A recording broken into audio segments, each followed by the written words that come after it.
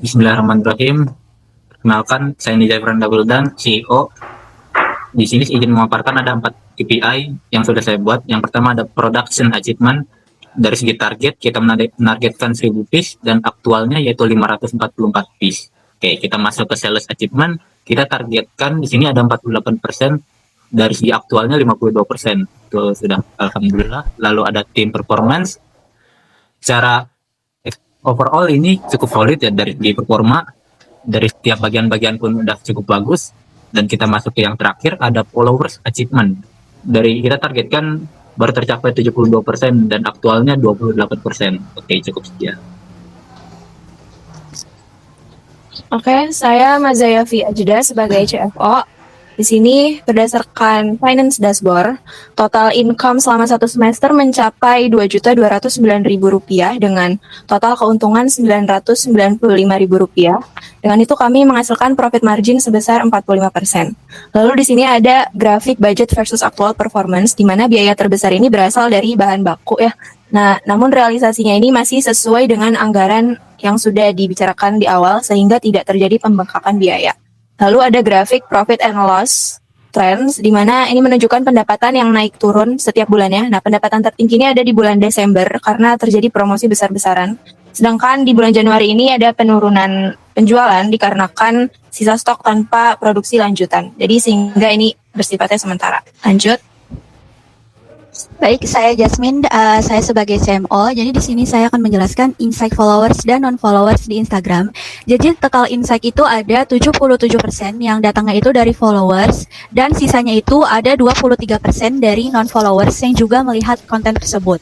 Kemudian ada reach Instagram. Jadi reach itu adalah persentase yang menunjukkan berapa banyak akun unik yang melihat konten kita. Nah, konten yang paling luas disebar itu adalah konten testimoni, sedangkan konten intro Solomed, Solonize, dan konten harga order, reach-nya itu lebih rendah dan stabil. Kemudian ada dashboard profile visit. Jadi yang visitnya paling tinggi itu ada konten intro Solonize yaitu 0, sedangkan yang paling rendah ada konten testimoni yaitu 0. Kemudian ada engagement rate by reach. Jadi intro Solomed dan intro Solonize itu punya engagement rate tertinggi, yaitu masing-masing adalah 54% dan 52%. Sedangkan konten harga order itu IR-nya cukup baik, tapi tidak setinggi konten intro. Kemudian yang paling rendah itu ada konten testimoni. Selanjutnya. Saya Caisa Diastri dari CCO. Saya akan membacakan customer dashboard. Yang pertama itu ada grafik customer purchase frequency. Di sini menunjukkan 62% customer lebih membeli sebanyak 3 kali lebih. 33% sebanyak 2-3 kali, 5% sebanyak 1 kali. Selanjutnya ada NPS. Di sini detraktornya itu tuh sebanyak 10%, yang motornya itu 40%, pasifnya itu tuh 50%. Selanjutnya ada customer improvement priorities. Ya, di sini itu tuh keluhan dari customer itu tuh ada pada harga, rasa, dan produk yang terlalu berminyak. Tapi yang paling banyak keluhannya itu tuh ada di porsi dan size-nya. Terakhir ada customer payment method. Di sini customer itu kebanyakan itu tuh menggunakan cash sebesar 62% yang menggunakan cash, dan 38% itu tuh menggunakan QRIS. Selanjutnya. Oke, baik. Saya Kurnia Fahri selaku COO dari Solasido. Dari data yang pertama itu ada di produk efisiensi. Dari data yang ada sekitar 95% produk itu masuk ke dalam kategori good product. Terus 5% itu masuk dalam kategori defect product. Jadi kualitas produksinya sudah cukup oke lah. Terus selanjutnya masuk ke produk best seller. Kalau dilihat dari produknya, Solonize itu paling banyak lah diminati oleh customer-customer kami. Perbandingannya 65% banding 35%.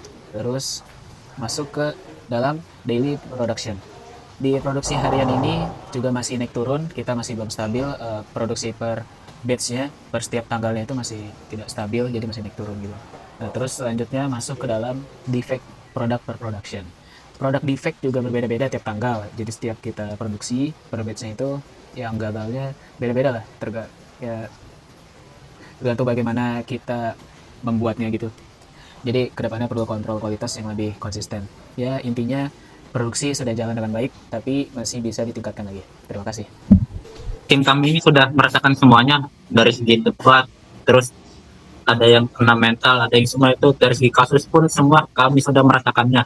Dari ribut-ribut pun itu sudah sangat ada ya. Bahkan ada testimoninya sendiri.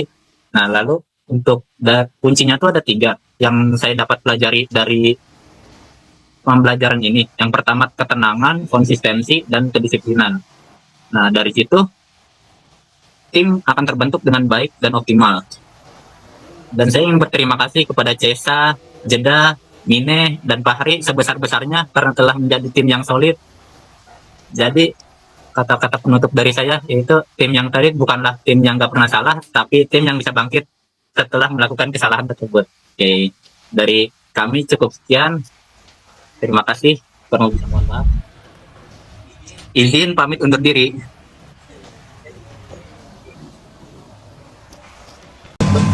Tadi kan salah tuh ya. Itu betul. Tadi bilang buat membayar.